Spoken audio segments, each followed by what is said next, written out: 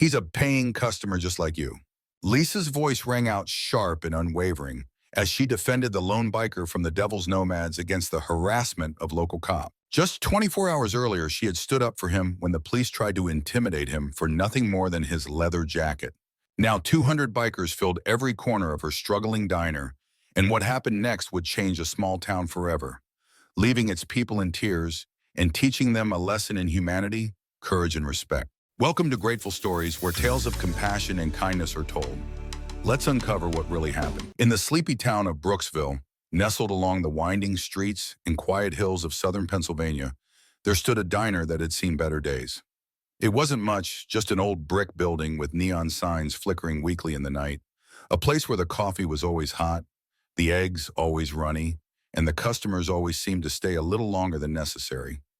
Brooklyn's diner was the heart of the community, or at least it used to be. Lisa Thompson, the diner's manager, wiped her hands on her apron as she surveyed the nearly empty room. The chairs and tables were worn from years of use, the kind of wear and tear that only time and a lot of hard work could bring. Lisa had spent the last 15 years of her life behind that counter, a place that had once been a family legacy.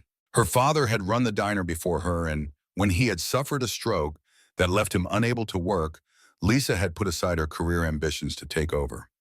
It wasn't easy, not by any means, but she had done it out of love for her father and the place that had shaped her childhood. But today the diner was a far cry from its former self. The economy had hit small towns like Brooksville, especially hard, and even the familiar hum of local conversation had begun to die down. The factory that once provided jobs for most of the town had shut down, and with it went the steady stream of customers who filled the diner's booths every morning. Lisa had seen businesses close their doors one by one: hardware stores, coffee shops, even the small flower shop on Main Street. She couldn't help but wonder how much longer she could keep the doors open. Outside, the sun had barely begun to rise, casting long shadows on the sidewalks of Brooksville. The town was quiet, as it always was at this time of day. A few cars passed by, but no one seemed to be in any rush. There was a sense of slowness to the place, a lethargy that matched the town's decline. Lisa glanced at the clock above the counter. 8:30 a.m. It wasn't quite time for the breakfast rush, but she couldn't help but feel a sense of dread. The diner had only 4 customers seated at the counter, none of whom seemed particularly interested in striking up a conversation. The familiar clink of silverware against plates was the only sound filling the air. She ran her fingers through her brown hair, pushing it out of her face. The morning light caught the edges of her tired features. Her eyes, usually bright and lively, looked heavy, and her cheeks seemed a little more hollow than they had been just a year ago. Her mind raced with the numbers. How much was left in the bank account? How long before she had to close up shop? She hated these thoughts, but they crept into her head like an unwelcome guest sitting at the table with her. Refusing to leave, just as she turned to refill the coffee pot, the bell above the diner's door jingled, signaling the arrival of another customer. Lisa forced a smile, knowing the drill. Whoever walked through the door, she had to serve them with the same warmth she gave to everyone, even if her heart wasn't in it. The man who stepped inside was a mountain of a figure, dressed in a worn leather jacket that had clearly seen years of use. His face, partially hidden behind a thick gray beard, was etched with age and experience, the kind of weathered look that told stories without needing to speak a word. Tattoos crawled up his arms, faded but still visible like scars of a long and hard life. Lisa's smile faltered for just a moment, but she caught herself quickly. She could already feel the tension building in the air as the man made his way to the counter.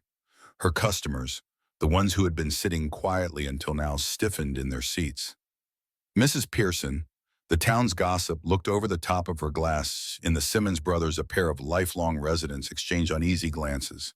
But none of them said a word. They knew better than to make a scene. The man was clearly a Hell's Angel, a member of a motorcycle club with a reputation that preceded it. There were whispers about their presence in Brooksville, but no one had actually seen one up close. Until now, the man's boots hit the floor with heavy, deliberate steps as he slid onto a stool at the far end of the counter. He kept his head low, but Lisa could feel his presence. The entire diner seemed to hold its breath, waiting to see what would happen next. She steeled herself, forcing a calmness into her voice as she approached. "Good morning," she said, her tone professional, but tinged with the faintest hint of hesitation. "What can I get you?" The man looked up at her with tired, bloodshot eyes. "Coffee?" he muttered, his voice rough, like gravel being ground underfoot. Black and whatever's quickest from the kitchen. I've been on the road since before sunrise.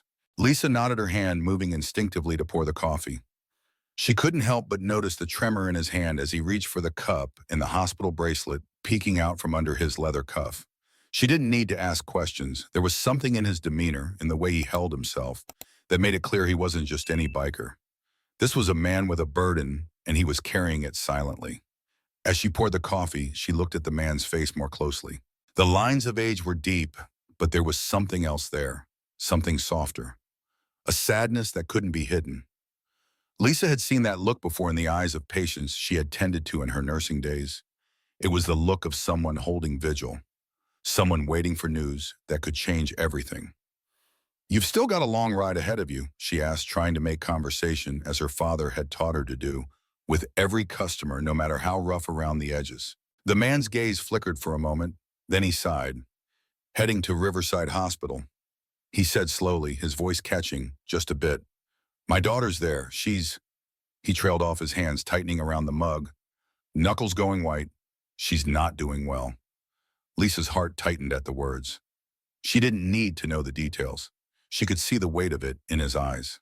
Without a word, she turned to place his order in the kitchen, but the tension in the air seemed to grow heavier with every passing second. She could feel the eyes of the other customers on her, each one holding their breath, waiting for her next move. As she returned with the plate of eggs and toast, she noticed the looks of disapproval from her regulars, the ones who had known her since she was a child. They exchanged whispers, their voices barely audible but loud enough for Lisa to catch snippets of their conversation. The biker, they muttered, was trouble. His kind always was, but Lisa didn't want to be like them. Her father had always taught her to treat everyone the same, no matter their appearance or their past. She placed the food in front of the man, her voice steady as she asked, "Anything else I can get you?" Before he could respond, two local officers walked into the diner. Officer Clark and Officer Miller. They were regulars at the diner, but Lisa had always found Clark's swagger a little too much for her taste. She could already feel the tension building as they spotted the man at the counter. "Don't often see your kind around here," Clark said, his voice loud enough for everyone to hear, making no effort to disguise his disdain. The man didn't look up. He kept his focus on his coffee, his hands still trembling slightly as he took another sip. But Lisa could feel the heat rising in her chest. She had seen this kind of thing before, the way people treated those they didn't understand, the way they made assumptions based on appearance alone. "I'm just trying to get some food," the man said softly, his voice low and steady despite the growing tension. Clark didn't let up. "How about we check your ID?" he said, leaning in closer. Lisa's stomach churned. She had seen enough. She couldn't stand by and watch this happen, not when she knew what was at stake. "That's enough," she said, her voice firm and sharp. The words came out before she could stop them. "You're not harassing my customers in here." The diner fell into an uneasy silence. Even the air seemed to hold its breath. The silence that followed Lisa's words was suffocating. Officer Clark's gaze lingered on her, narrowing into a look that mixed surprise and hostility. Lisa could feel the heat of his stare burn through her. She wasn't sure if he was going to back off or escalate things further, but she stood her ground. Her heart pounded in her chest, but she refused to back down. She had been raised to stand up for what was right, no matter the consequences. The whole town might have been whispering behind her back, but she wasn't going to let anyone bully her customers, not even a Hell's Angel. And certainly not a group of local cops who thought their badge gave them the right to decide who deserved respect. "I said you're done harassing him." Lisa repeated, her voice firm but low, with just enough edge to get her point across. The other customers shifted uncomfortably in their seats, their eyes darting between the officers and the biker. Some seemed to agree with her stance, but many were still hesitant. Lisa could practically feel the weight of their judgment hanging in the air. Mrs. Pearson was clutching her purse tightly, her knuckles white, while the Simmons brothers muttered under their breath, clearly uncomfortable with the situation unfolding before them. Officer Clark didn't like being challenged, and everyone in the diner knew it. He was known for throwing his weight around, using his position to intimidate anyone who crossed him. It was clear that Lisa was now one of those people.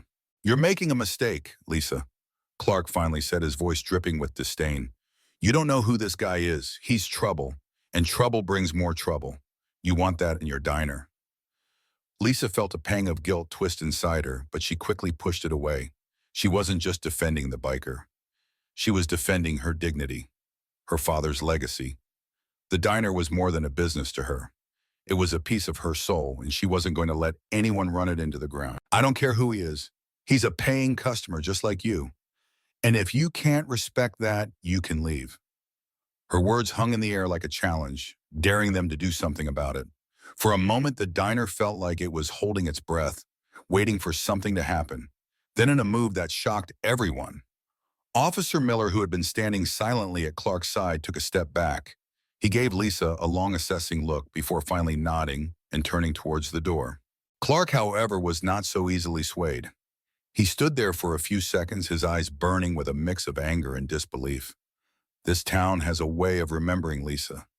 He said, his voice low, barely audible. The threat was unspoken but clear. Lisa didn't flinch. Then I guess you'll remember this. She shot back, her voice unwavering. Now, are you going to sit down and eat, or are you just going to stand there and cause a scene? It felt like an eternity, but Clark finally turned and stormed out, his boots thundering against the floor as he left. Miller followed him, shaking his head, muttering something about bad decisions.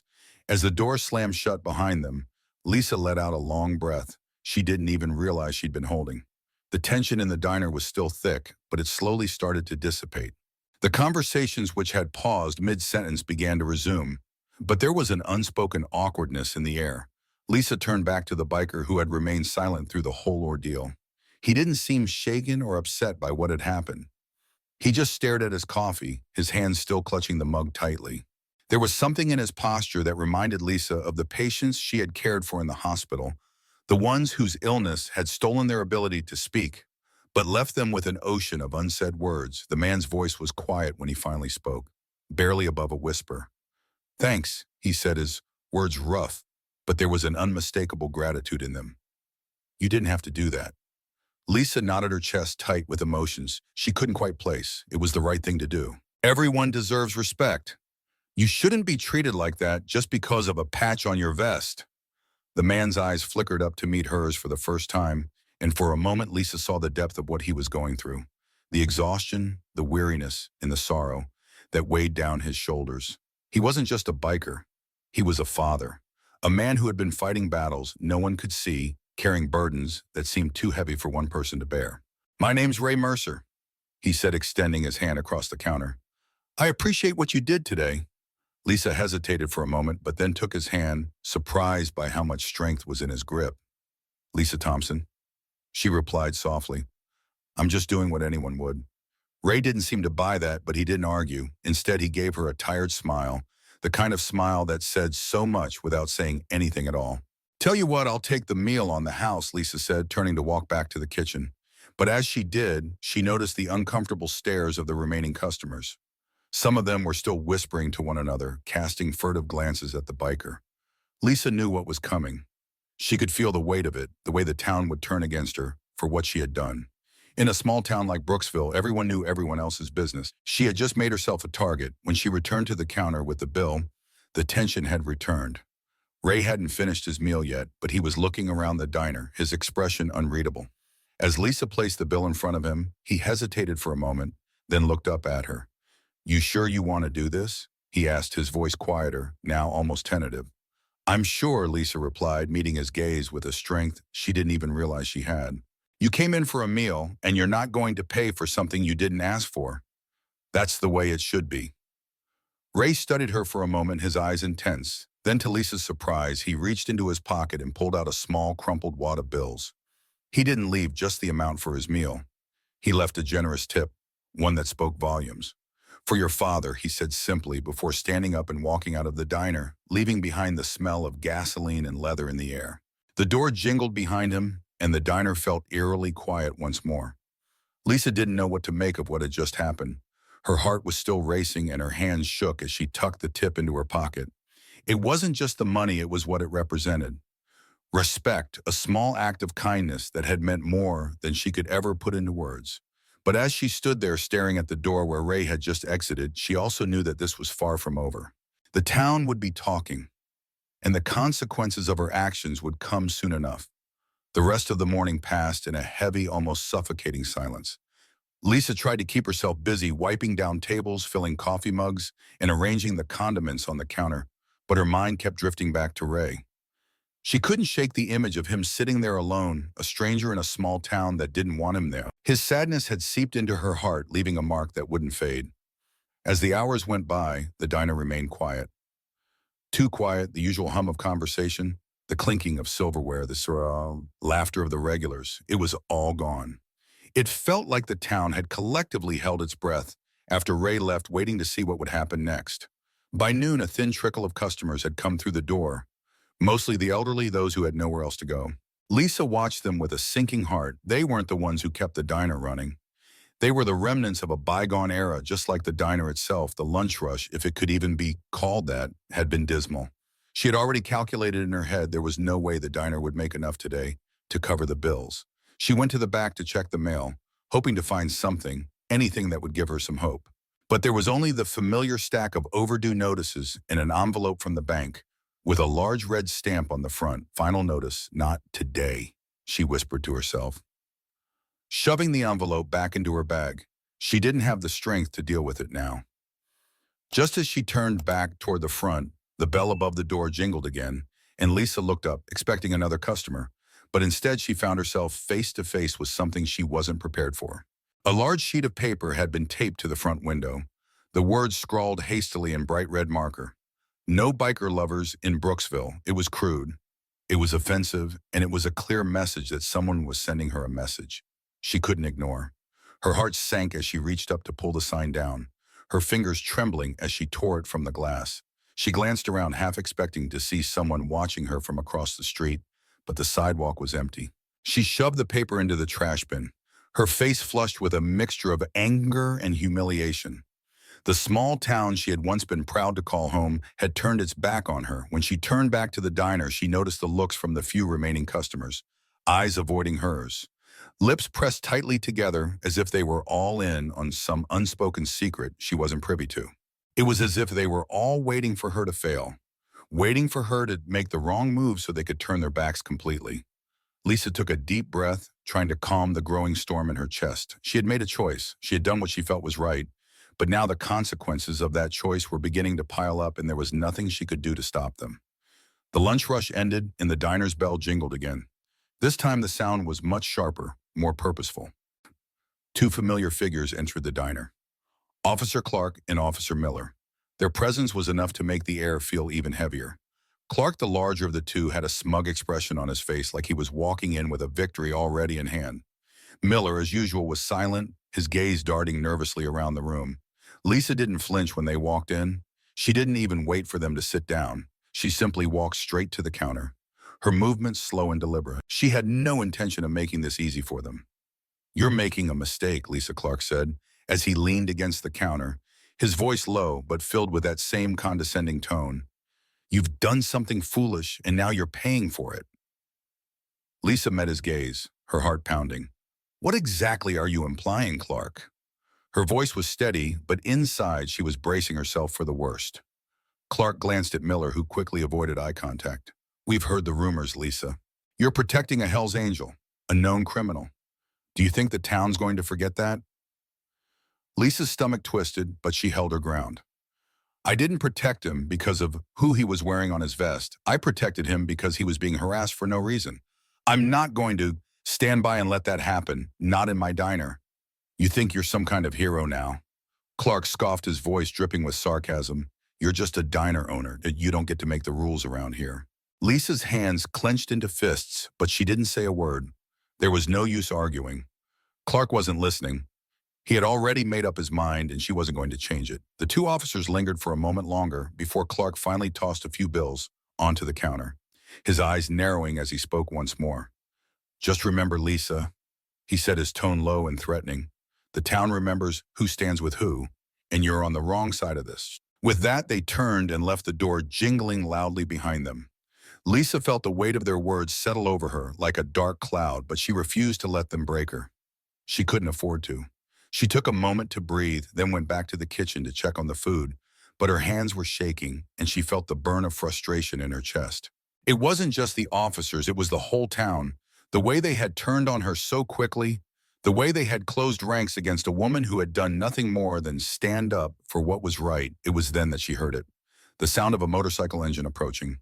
The rumble grew louder as it turned onto the street, and for a brief moment, Lisa thought she might be imagining things.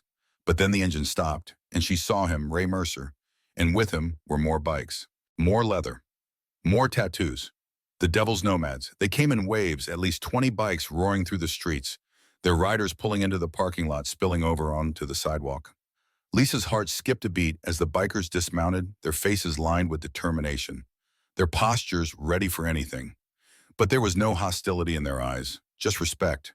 They were here for her, Ray looking more at ease than she had seen him before approach the door. He held it open for the rest of the group, and one by one the bikers began to fill the diner, taking seats at the counter and in the booths. Their presence was imposing, but there was an unspoken kindness in the way they interacted with each other and with Lisa. "Is there enough room for us?" Lisa Ray asked with a grin, his voice louder now, a stark contrast to the quiet tension that had been hanging over her. Lisa looked around at the bikers, the faces of men and women who had long been misunderstood. For a moment, she felt a wave of relief wash over her. These people weren't here to harm her. They were here to stand by her, to thank her for a simple act of kindness. She smiled, her heart lightening for the first time that day. "I think we can make room," she said, her voice steady, but with a warmth that matched the new energy filling the room. And just like that, the diner, which had felt like a ghost town just moments ago, came alive with the sounds of laughter, conversation, and the clink of coffee cups. Ray sat at the counter, and one by one the bikers placed their orders, each one polite, respectful, and grateful. They didn't need to say much. They had already shown their support. Lisa felt a lump form in her throat as she watched the scene unfold before her. The diner, her father's legacy, was no longer just a place to eat. It had become a symbol of standing up for what was right, of choosing kindness over fear, and of finding solidarity in unexpected places. And as the last of the bikers settled in for a meal, Lisa knew that the road ahead wouldn't be easy. The town may have turned its back on her, but she had something far more important now, a community that had chosen to stand by her, even if it meant challenging the status quo. The diner was filled with a warm energy that Lisa hadn't felt in a long time. As the bikers from the Devil's Nomads settled in, the atmosphere shifted. The usual hum of the diner had returned, but now there was a sense of camaraderie that had been missing for months. Lisa watched as the bikers chatted with the regulars, exchanging stories over coffee, laughing as they shared their lives in a way that was utterly disarming. Mrs. Henderson, who had been the first to look at Ray and his crew with suspicion, was now deep in conversation with a woman in a leather jacket about their shared love of quilting. The Simmons brothers, who had once tensed up at the mere sight of a biker, found themselves talking about old times with one of the riders, a gruff-looking man who turned out to be a Vietnam vet. It was as if the walls that had separated them had come crashing down with a single act of kindness, and in its place there was something more understanding. A bridge had been built, and now it was being crossed. Ray sat at the counter sipping his coffee, his eyes scanning the room as he absorbed the atmosphere. The tension that had been etched into his face earlier was gone, replaced by a quiet sense of relief. Lisa couldn't help but notice how much lighter he seemed, his shoulders no longer hunched in exhaustion, but relaxed, almost at peace. Lisa approached him, a sense of gratitude filling her chest. She didn't know how to express it, but she had to try. "Ray," she said, her voice softer now, "I don't know how to thank you." Ray looked up at her, his eyes filled with that familiar sadness, but there was something else there too, something that almost resembled hope. He smiled, but it was a quiet, knowing smile. "You don't have to thank me, Lisa. You did something most people wouldn't. You stood up for someone who didn't deserve to be treated the way he was. You don't see that much anymore. Not in towns like this." Lisa's throat tightened as she processed his words. The weight of what she had done, the impact it had had on the community, was only now starting to sink in. She hadn't just defended one man, she had changed the way her town saw itself. She had brought people together, even if only for a moment. It wasn't about him, Lisa said, her voice trembling slightly. It was about doing what's right. We can't just sit by and let things happen. I wasn't going to let them treat him like that. He's human, just like everyone else. Ray nodded, his eyes softening as he listened. You're a good woman, Lisa. You remind me of someone I used to know, tough. Doesn't take any nonsense. Lisa gave a quiet laugh, though it felt heavy with emotion. I'm not as tough as you think. Ray's smile grew a little wider. You'd be surprised. It takes a lot of guts to stand up to people like that. Lisa didn't respond immediately. Instead, she turned her gaze back to the room. She watched as the bikers continued to mingle with the locals, the once invisible barriers between them slowly disappearing. The conversations were easy, now filled with the kind of warmth that Lisa hadn't seen in Brooksville for years. The town had been fractured for so long, divided by old prejudices, fears, and misunderstandings. But today everything felt different. The walls that had stood for so long were crumbling one act of kindness at a time. Just then, a familiar face appeared at the door. Thomas Mercer, Ray's brother. He stepped into the diner with a slight grimace on his face as if the weight of the world was pressing down on his shoulders. Behind him was a woman with gray hair, her hands clasped tightly together, looking every bit as worried as her husband. Lisa's heart tightened when she saw them. They didn't have to say a word for her to understand what was happening. Ray's face lit up when he saw his brother and his wife. He quickly stood from his seat, walking over to greet them. There was something about the way they interacted, the quiet understanding between them that made Lisa's heart ache. She had always been close to her father, and the thought of losing him had been a fear that had consumed her for so long. "Hey, Thomas." Sarah Ray greeted them with a quiet warmth, but his eyes betrayed the pain he was feeling. "How's she doing?" Thomas shook his head, his face grim. "It's not looking good. She's still fighting, but we don't know how much longer she has. The doctors say there's nothing more they can do." Lisa watched them, the weight of their words pressing down on her. It wasn't hard to see what Ray had been carrying all this time. The sadness in his eyes wasn't just for himself, it was for his daughter Jessie. His worry, his fear. All of it had been hidden beneath that tough exterior. But here, surrounded by strangers who had become something more, family. Even for just a moment, he allowed himself to show a little vulnerability. "I'm so sorry," Lisa said softly, walking over to him. She didn't know what else to say. She wasn't sure there were words for a moment like this. Ray gave a small nod, his eyes glistening with unshed tears. "She's the strongest person I know," he said, his voice cracking. "But I don't know if she's strong enough for this." Thomas placed a hand on Ray's shoulder, giving him a firm squeeze. "We'll get through this," he said, his voice rough with emotion. "We always do." Lisa stood there, unsure of how to comfort them. But then Sarah Ray's wife stepped forward. She reached out to Lisa, her hand warm and steady. "Thank you," she said simply, "for everything. For standing up for Ray, for standing up for what's right." Lisa swallowed, feeling a lump form in her throat. "I didn't do anything special," she said, her voice tight. "I just did what felt right." Sarah smiled softly. "You did more than that. You gave us hope, and that's more than anyone could ever ask for." Before Lisa could respond, a new sound broke the quiet, the unmistakable rumble of more motorcycles pulling into the parking lot. This time, there were even more bikes, their engines revving as they parked outside the diner. Ray's face lit up as the door opened, and a group of bikers from the Devil's Nomads stepped inside. They were a mix of men and women, each one wearing the same unmistakable patch on their jackets. One by one, they made their way to the counter, greeting Lisa and the other customers with a mix of politeness and quiet respect. It was clear that the bikers weren't just here for a meal. They were here to show their support for Ray, for Lisa, for the town that had been so quick to turn its back on them. And for the first time in a long time, Lisa felt the warmth of something more than just survival.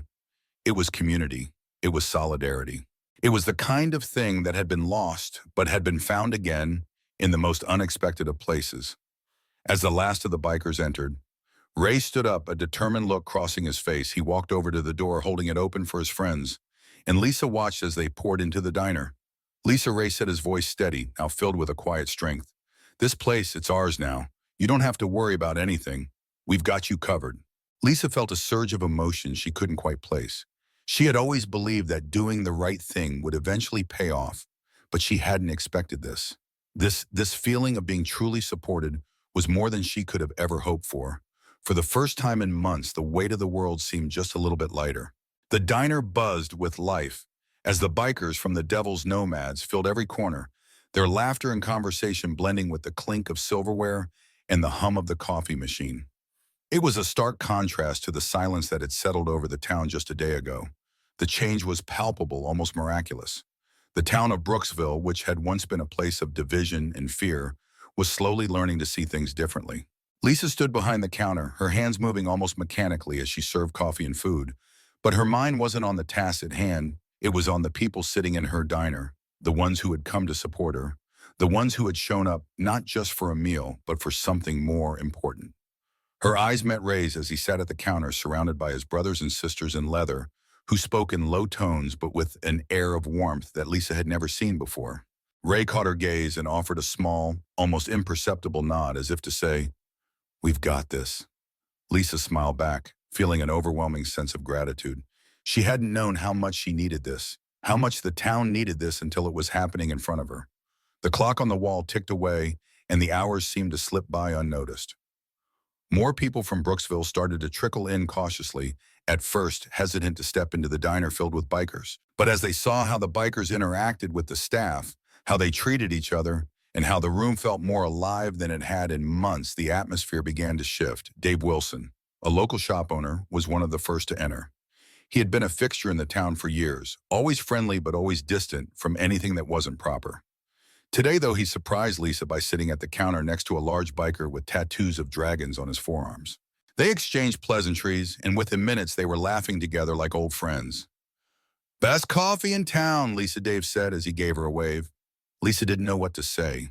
It wasn't just the compliment that caught her off guard. It was the way he had made an effort to connect with someone he would have never spoken to a week ago. It was the shift in the air. The change was happening, slowly but surely. As the evening wore on, the diner became a place of gathering, a place where people from all walks of life, bikers, locals, the old and the young sat together, shared stories and broke bread. The fear and tension that had once been so thick in the air were now replaced with something far more powerful: community. Lisa's mind drifted back to the morning, to the moment when she had felt the weight of the world pressing down on her shoulders, the sign on the window, the whispers, the looks, the fear of what might happen to her in the diner her father had built. But now, as she watched the scene unfold before her, she realized something. She had done the right thing. She had stood up for a man who had needed it, and in doing so, she had brought her town back together. She caught a glimpse of Officer Clark standing by the window. His arms crossed, his face tight with disapproval. But there was something different in his posture. He didn't look like he was waiting for a chance to argue or confront her. He simply stood there watching, observing, and for the first time, Lisa saw the cracks in the armor of the man who had once been so sure of himself. Maybe, just maybe, he was starting to understand. Then, as the last of the bikers settled in for the evening, Ray stood up from the counter. He walked over to Lisa, his expression more serious now, the weight of his own personal struggles still lingering in his eyes. "You've done something here, Lisa," he said, his voice soft but full of gratitude. "You've opened up more than just a diner. You've opened people's hearts. I won't forget that."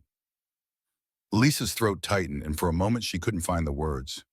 She just nodded, letting his words sink in. "I don't know what will happen next, Ray," she said finally, her voice steady despite the emotions swirling inside her. "But I know this for the first time in a long time. I'm not afraid. I don't have to fight this alone anymore."